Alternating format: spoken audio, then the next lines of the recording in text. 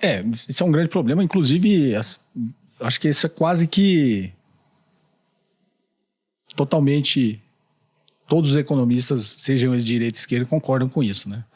Inclusive o próprio André Lara Rezende, que é hoje um grande crítico, né, do modelo liberal, nessas últimas obras que ele escreveu, eu li as 3, eu achei muito interessante assim, a forma dele pensar. E quando ele foi um dos pais do Plano Real, ele sempre foi um grande especialista no estudo da inflação, né? E ele, inclusive, ainda tem essa crítica quanto essa indexação que a gente tem na nossa economia, que a maior parte da nossa inflação é inercial, né? Tem jeito. Por mais que eles falam, não vai subir mais nada, só a própria inércia do que está vindo aí nessa indexação da economia acaba gerando essa inflação. Talvez isso seja, e eu acho que ele já falou sobre isso, não me lembro se ele falou especificamente sobre isso, seja um dos motivos de você não mexer na meta. Você baixou a média de 4 para 3, sendo que a economia é indexada. Então você deixou muito pouco espaço ali para o que não é indexado, né? Porque você realmente consegue controlar.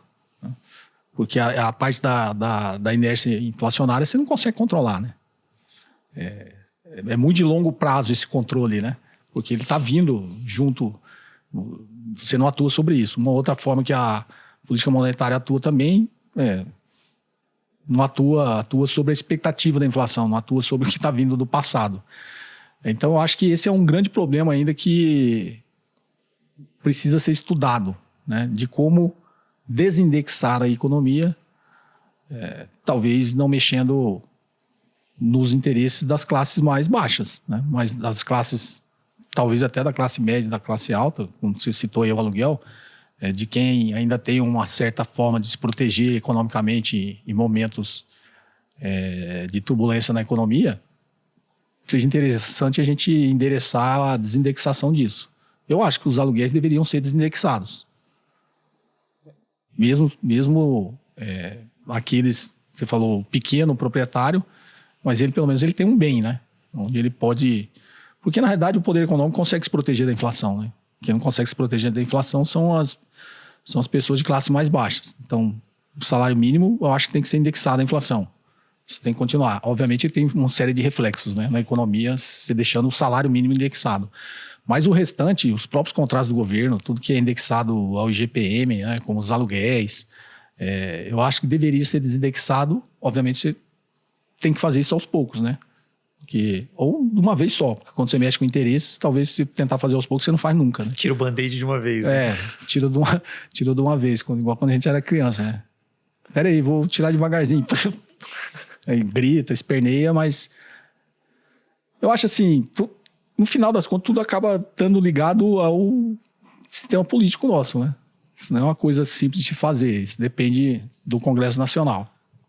E o Estado tem o papel dele também nessa ruptura com essa indexação que a gente tem, porque, mais uma vez, eu chamo a atenção aos contratos que a gente tem junto a serviços públicos, por exemplo, todos indexados à inflação. Porque aí o Estado também, aí ele mexe, vai cair na questão fiscal, né? Ele vai mexer na receita dele. Como é que você faz isso sem uma ruptura também com as regras do jogo, né?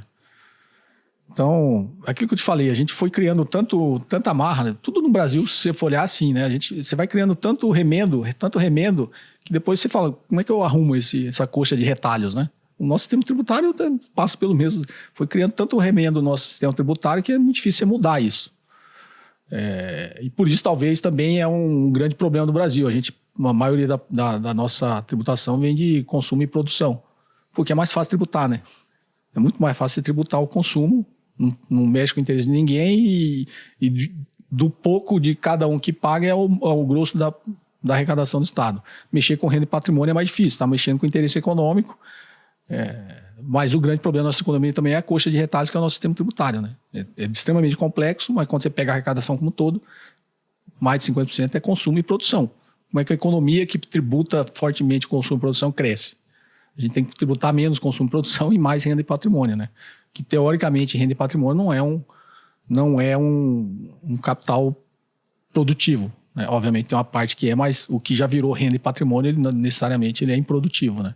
E você tributar consumo e produção, a gente está falando não só estou tributando o capital produtivo na sociedade, como estou gerando um problema um reflexo grande disso é a inflação, né? Quando eu tributo demais consumo e produção, eu estou mexendo com inflação também. E aí fica aquele negócio, se eu diminuir demais o tributo do consumo, ele naturalmente vira mais consumo. Né? Quando eu tributar menos o consumo, ele vira consumo imediatamente. Aí eu gero um problema inflacionário. Né? Aí eu tenho que também mexer na produção, mas a produção não se ajusta na mesma velocidade. Né? Então, até para sem o economês, para o pessoal entender, né? Se eu sou o cara ganha o salário mínimo, se diminuir o produto, a tributação do consumo, dos produtos que eu consumo, naturalmente aquilo vai virar consumo de novo, porque eu vou consumir mais. Tá, diminuiu o imposto do arroz, do óleo, diminuiu tudo, sobrou R$200. Eu vou comprar R$200 a mais de produto. Então, você aliviar a carga tributária do consumo é importante, só que ela vai gerar um problema inflacionário, porque isso vira consumo na veia, na hora. E na produção, não. Se você reduzir a tributação da produção, ela pode virar, a empresa pode reinvestir aquele dinheiro, que aí isso só é possível se você tributar renda e patrimônio, porque você vai ter um desincentivo daquilo sair da empresa como distribuição de dividendos, ele vai necessariamente, uma parte disso vai ter que ser reinvestido, mas mesmo sendo reinvestido, ele não vai ser na mesma velocidade do consumo que vai ser criado. E no livro do Hyman Miska ele trata muito sobre isso, né? Sobre a produção de bens de consumo e a produção de bens de investimentos. E naturalmente, quando você começa a aumentar também seu investimento em produção de bens de investimento, você gera também consumo, né? Porque todo aquele dinheiro que foi investido para gerar a produção, ele também vira consumo, né? E aí, nesse livro dele é muito bom, chama Estabilizando uma Economia Estável, ele fala justamente disso, que você aumenta esse desequilíbrio entre oferta e demanda, se você fizer isso. E aí o Estado tem um papel importante nesse momento, né? Com essas regras que a gente criou. Por isso que eu falo, é uma coxa de retalhos tão complexa. Você fala, vou mudar aqui. Aí, sei lá, você de forma irresponsável fala, então eu vou mudar isso aqui. Não, cara, você mudar isso aqui tem um reflexo em tudo, né? E você vai gerar uma confusão. E talvez, por isso, né, os nossos governantes, os nossos agentes públicos tenham medo de mexer nas coisas, né? É um castelo de cartas, né? Às vezes você vai mexer em uma ali, pode cair tudo. Vamos levando assim, tá bom, a gente vai ajustando. Não vai mexer não, que vai criar uma confusão, né?